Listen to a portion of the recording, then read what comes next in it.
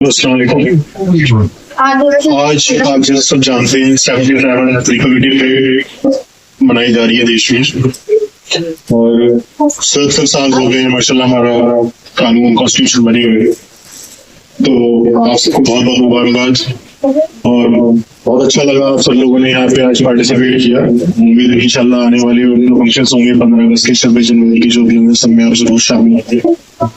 बाकी इसकी क्या महत्व है, क्यों मनाया जाता है, कॉन्स्टिट्यूशन क्या इंपॉर्टेंस है हम सब के लिए, राइट्स क्या है, ड्यूटीज क्या है, वो सबको जानना बहुत जरूरी है। डिसिप्लिन होना लाइफ में बहुत जरूरी है। डिसिप्लिन नहीं होगा तो फिर आगे अपना देश प्रोग्रेस करेगा ना, इंडिविजुअली हम भी प्रोग्रेस कर पाएगा। तो सबसे पहले मैं इसकी इंपॉर्टेंस के लिए सामान में एडवोकेट है हमारे आरडब्ल्यू में लीगल एडवाइजर, उनको माइक दूंगा ताकि वो आप लोगों को कुछ बताएं इसके बारे में डिटेल में सारी चीजें। बच्चे भी माशाल्लाह शामिल है, उनको भी कुछ अवेयरनेस होगी और बड़ों को भी हम लोग लगता है नॉलेज है लेकिन परफेक्ट तो नहीं होते। माशाल्लाह ये एडवाइजर लीगल एडवोकेट है, सुप्रीम कोर्ट में तो अच्छी नॉलेज है। तो इंशाल्लाह मैं तो मान देता हूँ अपनी आगे बातें कर सकते हैं।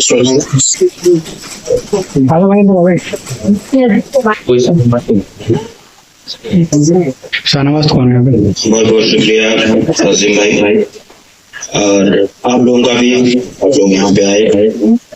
जैसा कि हम सबको पता है कि आज रिपब्लिक डे है और रिपब्लिक डे की जो इम्पोर्टेंस है वो मेरे नजर में इंडिपेंडेंस डे से कम नहीं है।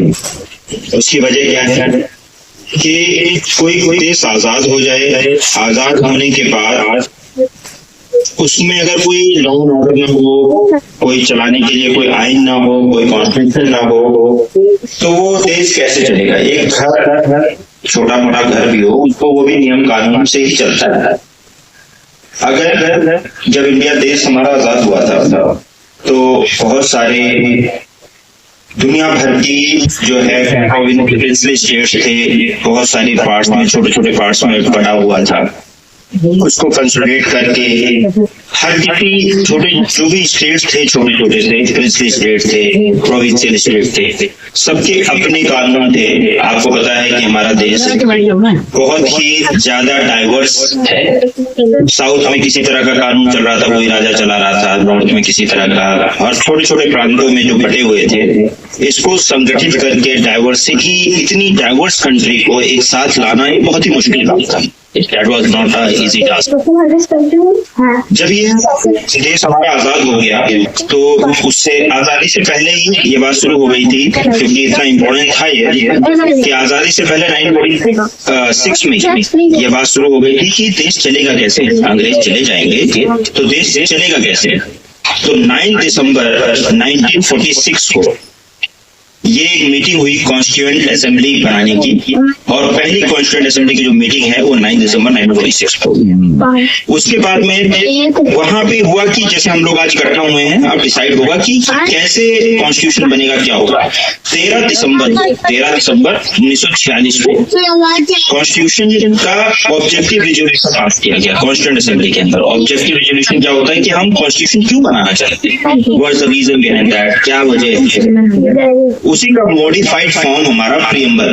प्रीएम्बल क्या है? इसको आत्मा कहा जाता है कॉन्स्टिट्यूशन का, भारतीय संविधान का। ठीक है, ये क्या है? सोल है। इसमें क्या लिखा हुआ है कि हम भारत के लोग जो हैं वो देश को कैसा चाहते हैं। तो हम देश को एक sovereign, socialist, secular, democratic Republic चाहते हैं। अब ये रिपब्लिक डे आज का जो दिन है उसको हम लोग बोलते हैं रिपब्लिक डे। रिपब्लिक डे का मतलब होता है गणतंत्र दिवस, लेकिन नॉर्मली लोग समझते तो हैं कि हाँ गणतंत्र दिवस होता है कुछ, रिपब्लिक डे होता है कुछ, लेकिन होता एग्जैक्टली होता क्या है अगर किसी से पूछा जाए तो ज्यादातर लोगों को नहीं पता होता। जो पढ़े लिखे लोग हैं थोड़ा अवेयर है, उनको पता है, लेकिन ज्यादातर लोगों को नहीं पता गणतंत्र होता क्या है। जैसे आजाद होना, इंडिपेंडेंट हो गया, लेकिन गणतंत्र क्या होता है। रिपब्लिक का मतलब होता है the head of state should not be the monarchy, that should be elected by the people. यानी जो हेड है स्टेट का वो लोगों के द्वारा अगर चुना जाता है तो वो कंट्री रिपब्लिक होती है। और अगर कंट्री अगर आजाद है, किसी और की का शासन वहां पे नहीं है, तो वो आजाद सही कही जाएगी, रिपब्लिक नहीं कही जाएगी जब तक कि वहां पे जनता के द्वारा चुना हुआ हेड ऑफ स्टेट। तो head of state should be elected by the people, तब ये माना जाएगा कि रिपब्लिक है। बहुत सारी कंट्रीज हैं, जैसे ब्रिटेन है, ब्रिटेन रिपब्लिक नहीं है, सिर्फ डेमोक्रेटिक है। डेमोक्रेटिक क्यों है? क्योंकि वहां पे भी जो गवर्नमेंट है वो इलेक्टेड बाय द पीपल है, प्राइम मिनिस्टर ही रूल करता है, लेकिन हेड ऑफ स्टेट वहां पे क्राउन होता है। तो क्राउन का होने की वजह से हेड ऑफ स्टेट वो रिपब्लिक नहीं है, वो सिर्फ डेमोक्रेटिक है, रिपब्लिक नहीं है। इसी तरह ऑस्ट्रेलिया भी है, कनाडा भी है, ये लोग रिपब्लिक नहीं है, डेमोक्रेटिक है। हम लोग डेमोक्रेटिक भी हैं और रिपब्लिक भी है। यानी हमारे जो प्राइम मिनिस्टर है जो कि गवर्नमेंट को चलाता है वो भी लोगों के द्वारा चुना जाता है, और हमारा जो प्रेसिडेंट है जो हेड ऑफ स्टेट होता है वो भी लोगों को द्वारा चुना जाता है। वो कोई क्राउन नहीं है, कोई हेड ऑफ स्टेट। तो सबसे अच्छी बात यह है, नहीं तो अगर मान लीजिए कि head of state is a symbol, उसके पास कोई पावर हो ना हो, लेकिन वो सिंबल होता है। सिंबल होता है, वो रिप्रेजेंट करता है कि आप किस तरह का स्ट्रक्चर चाहते हैं। मान लीजिए हम किसी क्राउन को बना देते हैं, किसी एक परिवार के बंदे को राजा बना देते हैं पूरे देश को शासन करने के लिए, तो वो परिवार के एक तरह से हम लोग अन्य में होते हैं। लेकिन हमने कहा नहीं, हम लोग क्योंकि जो ये शासन है जनता का होगा, लोगों का शासन होगा, इसलिए हम मोनार्की नहीं रखेंगे, हम लोगों जनता का शासन रखेंगे। इसलिए हमने हेड ऑफ स्टेट जो है वो प्रेसिडेंट को बनाया और हमने रिपब्लिक अपने आप को चुना। तो रिपब्लिक होने का मतलब ये हो गया कि head of state should be elected by the people. अब हम हेड ऑफ स्टेट को रिप्रेजेंट स्टेट जो है वो हमारे द्वारा चुना गया है। सिग्निफिकेंस ये है कि जो प्रेसिडेंट होता है वो हेड ऑफ स्टेट सिर्फ नहीं होता, वो एक तरह से हम सबको रिप्रेजेंट कर रहा है। वो कैसे रिप्रेजेंट कर रहा है कि भाई जनता के द्वारा चुना गया है, तो चाहे हिंदू हो, चाहे मुसलमान हो, चाहे सिख हो, चाहे ईसाई हो, हम सबका वो रिप्रेजेंटेटिव है। ना हिंदू, ना मुस्लिम, ना सिख, ना ईसाई, ये रिप्रेजेंट करता है कि हमारा देश जो है वो जनता चलाएगी और धर्मनिरपेक्षता के हिसाब से चलाएगी। ये बहुत बड़ा सिग्निफिकेंस है इसका। और हमने किसी परिवार को किसी को हेड ऑफ स्टेट नहीं बनाया। दूसरी चीज अब ये जो हमने रिपब्लिक डे बनाया उससे कॉन्स्टिट्यूशन आपने सुना होगा कि उस दिन कॉन्स्टिट्यूशन लागू हुआ है 26 जनवरी 1950 को, जबकि 26 नवंबर 1949 को ही कॉन्स्टिट्यूशन बनकर तैयार हो गया था। 26 जनवरी 1950 को उसको लागू करने की वजह क्या थी, उसको थोड़ा सा समझ लीजिए। 26 जनवरी 1950 को कॉन्स्टिट्यूशन का कोई ऐसा वो नहीं था कि हम 2 महीने बाद लागू करें, बना तो पहले ही दिया था, लेकिन इसके पीछे थोड़ी सी हिस्ट्री थी। 1929 में 1929 के अंदर प्रेसिडेंट बनाए गए थे कांग्रेस के पंडित जवाहरलाल नेहरू को। उनको जब प्रेसिडेंट बनाया गया इंडियन नेशनल कांग्रेस का, इंडियन नेशनल कांग्रेस उस समय देश के मूवमेंट को देख रही थी, तो उन्होंने ये डिसाइड किया कि हम लोग कंप्लीट स्वराज, पूर्ण स्वराज मांगेंगे अंग्रेजों से, और 26 जनवरी 1929 से हम लोग इंडिपेंडेंस डे मनाएंगे, पूर्ण आजाद। अगर ये इंडिपेंडेंस डे नहीं देते हैं तो हम सिविल डिसोबीडियंस मूवमेंट चलाएंगे। ठीक है, तो ये जो परिप्रेक्ष्य था जिसमें उन्होंने स्पीच दी थी, रावी नदी के किनारे खड़े होकर पंडित जवाहरलाल नेहरू ने स्पीच दिसंबर 1929 में कि 26 जनवरी 1930 से इंडिपेंडेंस डे मनाएंगे, तो वो शुरू हो गया। इंडिपेंडेंस डे हमने मनाना शुरू किया और हम करते रहे, इंडिपेंडेंस डे मनाते रहे जब तक कि हमारा देश आजाद नहीं हो गया। आजाद कब हुआ? 15 अगस्त 1947।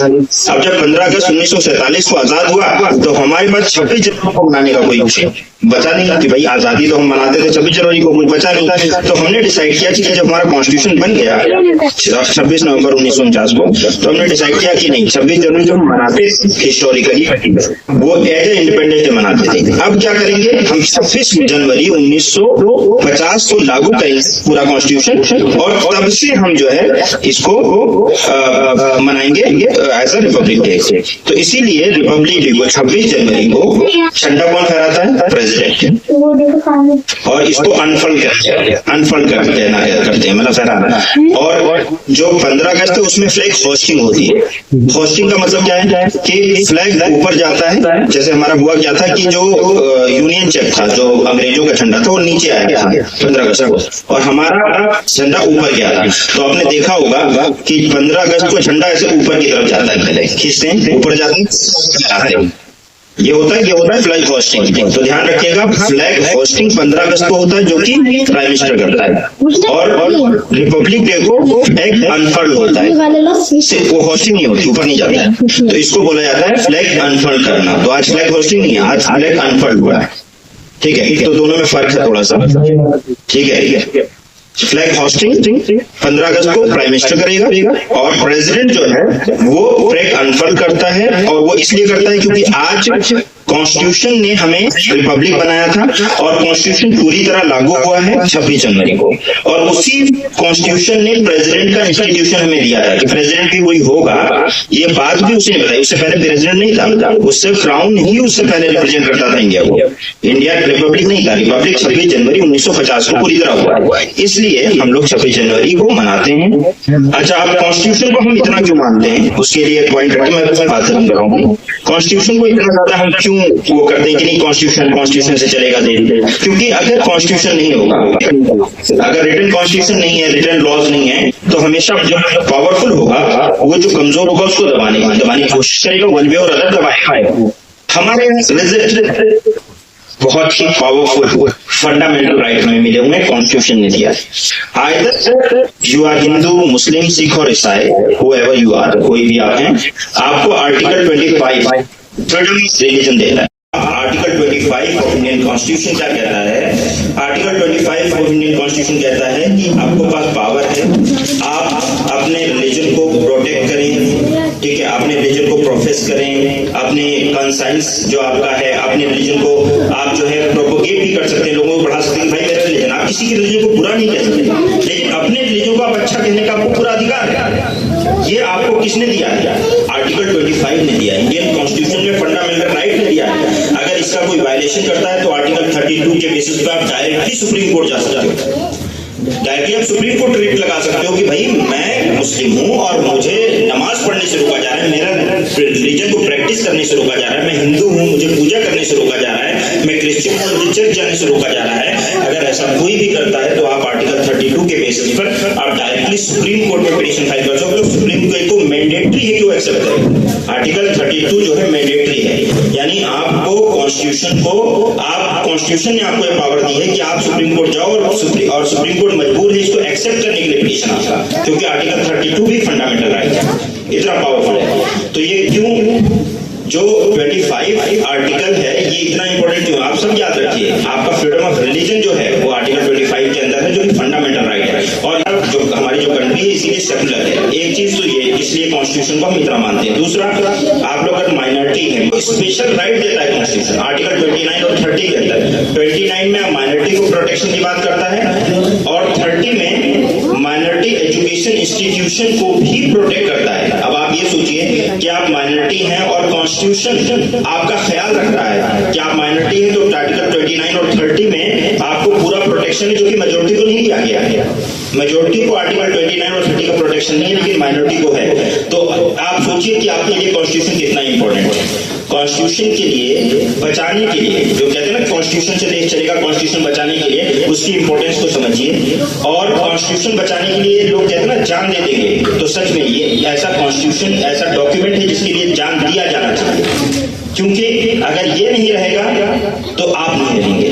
जिस दिन वो कुछ भी बना देंगे, फिर अपने हिसाब से लॉ चलाएंगे, फिर डंडे की पावर से चलेगा ना सब, कि जिसकी माइंड इज राइट हो जाएगा, ताकत है तो मैं दबा दूंगा।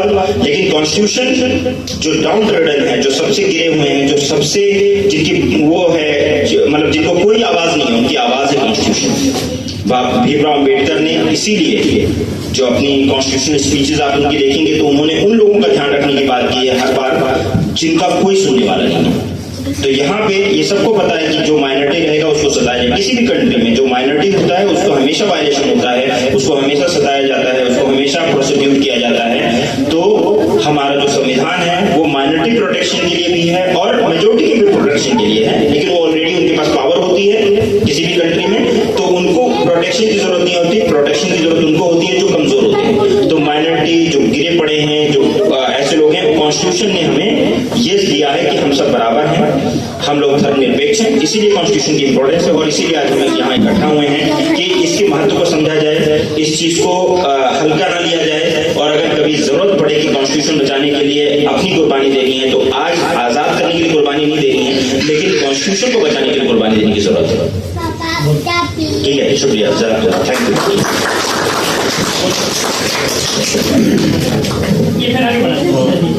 बहुत बहुत शुक्रिया सावधान भाई साहब, माशाल्लाह बहुत सारी नॉलेज इन्होंने दी। चाय पियो कोई आप? आई एम श्योर कि आप लोगों को मैक्सिमम लोगों की चीजें ज्यादा नहीं पता, कुछ तो इन्फॉर्मेशन होगी, बट नहीं चाहिए पॉइंट्स बताए गए वो नहीं पता होगा। तो बहुत बहुत शुक्रिया सावधान भाई का।